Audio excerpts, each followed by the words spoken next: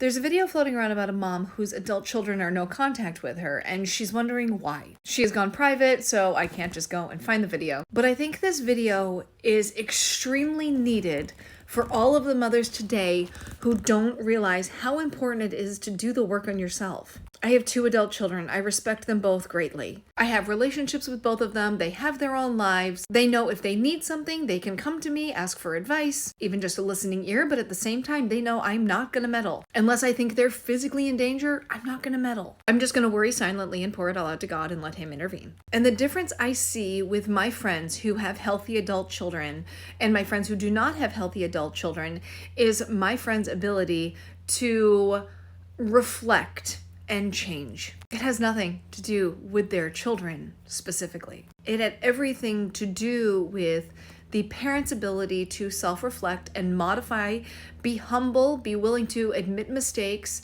and be transparent in front of their children that they are humans too. My children will 100% tell you I am not perfect. I'm far from it. They've seen me at some of my worst moments. They heard me apologize if my words wounded them. They watched me grow and change as the years went on. I reminded them that I was a human too, having a human experience and being a mom for the first time. I had never mommed before, let alone been a mother to them. But in the back of my head, I always had this understanding that if I want my grandchildren taken care of well, I need to model what that looks like for my children. And my children are going to have character flaws, and they're going to have struggles, and they're going to have things that they have to overcome because they have an individual human experience. However, it's my job to give them as many tools as possible in order to overcome all those things, and the best way that I can do that is by showing them how I'm doing it. More is caught than taught. I can tell them all day long to do certain things, but unless they see me doing it, it's not a thing. Just a little while ago, I went out for lunch and my oldest son was talking to my youngest son,